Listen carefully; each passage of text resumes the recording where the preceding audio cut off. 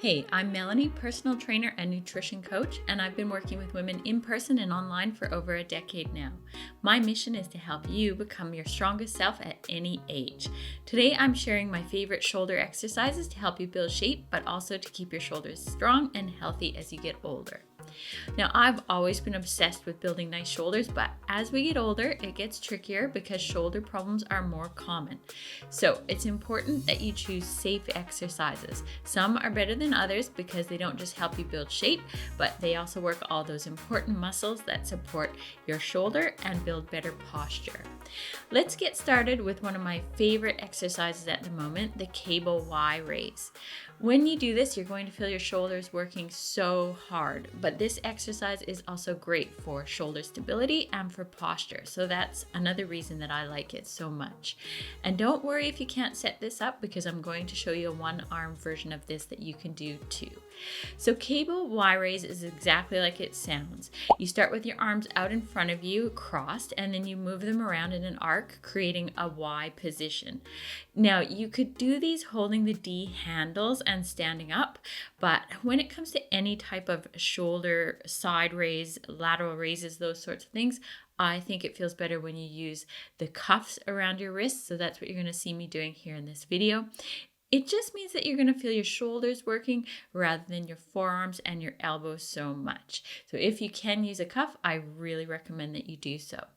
And then I prefer sitting whenever possible when doing exercises like this because it means that you can't cheat by using your body as much. But also this one especially feels so much better seated because otherwise it feels like the cables are sort of pulling you forward as you do the exercise and you have to lean back to counteract that. So when you sit, it just takes care of the problem. Now to do the exercise, as I said, you start with the handles crossed over and then you bring them out and around, creating that Y position. A couple of things I wanted to point out when it comes to this exercise, and any exercise really, is that you should always be adjusting the exercise to make sure that it's pain-free. And the really cool thing about this is that you can adjust this one to work in the range of motion that you have for your shoulders. So you may not be able to cross in front of you entirely, or you might not be able to come up as high with the Y. And that's all okay. You just have to make it work for you. And the other thing that I wanted to say is that with every exercise, you should make sure that you're trying to feel the target muscle working. So you don't have to worry so much about trying to replicate the exercise exactly as I'm showing you, but instead what you should be doing is asking yourself, do you actually feel your shoulder working? And do you have a good connection with your shoulder muscles? And if you do, then don't worry so much about whether you're replicating it exactly, because if you have a good connection, you're doing it right for you. And then as always with shoulder exercises on the cable machine, because I get asked about this a lot, I wanted to mention you will be using very lightweight, and that's normal. With shoulder exercises on the cable, they're just really tough. So most ladies do use light weights. And as I mentioned, here's the one-arm version. So you can also do this seated or standing. Personally, I would do it seated. But if you're in a busy gym and you can only do one arm at a time, this is a great version for you. The next exercise I want to show you hits the back of your shoulders, the rear delts. Most people think of rear delt flies with dumbbells or a cable when it comes to training rear delts, and those are great exercises, but I love hitting rear delts with rows because you can usually use more weight.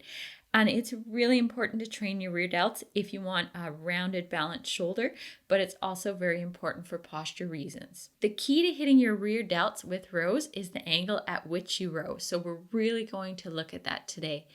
To do a rear delt row, you can either use a bar or dumbbells, but if you're strong enough and if you have access to a bar, I suggest using it because it locks your hands in place. A really common mistake with rear delt rows is not keeping your hands out wide enough, and when you hold a bar, it takes care of that as long as you grab it with a wide enough grip when you're starting. The other important thing about rear delt rows is knowing where to row the bar or the dumbbells up to. So normally with a row of any sort, you're rowing with your elbows a little closer into the body, maybe a little bit lower down because you're trying to hit your mid or your lower back. But with rear delt rows, you actually have to row up very high. So if you were to pull that bar all the way up, it would actually hit you in the clavicle or the lower neck sort of area. That's what you want to be thinking about. And I'm going to put an example on the screen of how you want it to look. So pay attention here to where my elbows are. In the first example, you can see they're very wide out to the side. And then when you're looking at how not to do it, you can see that my elbows are sort of heading a little bit backwards and a little bit more down. So you want to just make sure those elbows are out wide and that you're rowing nice and high. Now, it might seem that I'm really hammering this home, but that's because I've worked with women for so long in person now, and I just know everybody gets this wrong. So what I wanted to do today is show you a way to make sure that you're actually doing this right. So what I do when I'm teaching this with my clients is that we usually do them on a flat bench, and I will put a target on the floor, so something like some little weight plates, or in this case, what I'm doing here today is putting some sticky notes down on the floor.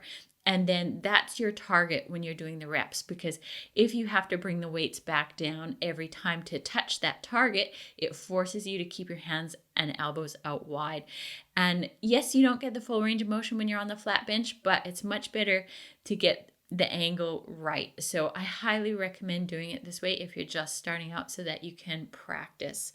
Now, the other cool thing about doing the flat bench is that you can usually use even heavier weights. So that's another reason that I like doing it sometimes myself too. The third exercise I'm going to show you is the Landmine Press, which is one of the best presses you can do for your shoulders. In fact, when I had some shoulder issues in my 30s, this was the only press I did for about a year. One of the ways that you make an exercise safer is to know which variation is most joint friendly. And when it comes to shoulders, the Landmine Press is known as being one of the more shoulder friendly ways to press. One reason for that is that it gets your arms out in front of your body rather than way out to the side, which is known to be a better position for shoulder health. And the other thing is that it doesn't have such an extreme overhead position where you're pushing directly above your head, but rather the push out is more in front of your body. And so that's also a little bit better for your shoulders too.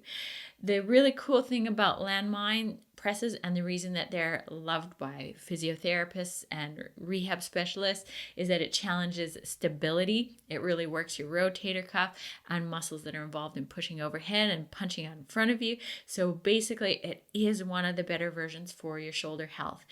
And you can easily make a landmine if you don't have one by wedging the bar against a weight or into a corner, but add some padding to protect whatever you've braced it against. The landmine press can be really hard at first, so what you want to do is start standing and use the bar only.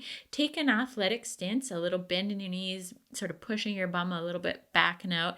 And as you push up with the bar, you're pushing in a little arc, in a sort of C position, and you don't want to lean away from the bar, you want to actually lean into it. Now, when I do this with my ladies, I tell them to start with the bar about cheek level, and that's your starting position. And it's really important that when you come back down out of the press, that you only come back to that starting position and not let your elbow and your hand drop any lower, because when you get into that position, you're going to be twisting and using some body language to push up, and that's actually not good for your shoulders. So you only want to come down to your cheek, come back to that safe starting position, and when you get to the point where you can't do that anymore, then it's time to put the weight down and have a rest. Now, as you get stronger with this, you can add a bit of weight. And another way to make it harder is just to drop to your knees. Kneeling makes this harder, so you don't necessarily need to add more weight. You can try it kneeling. It takes away body language, makes it harder to push up. And so this is a really good way to progress the exercise safely. So that's the landmine press. It mainly targets the front of the shoulders like other shoulder presses, but it is known to be a safer version.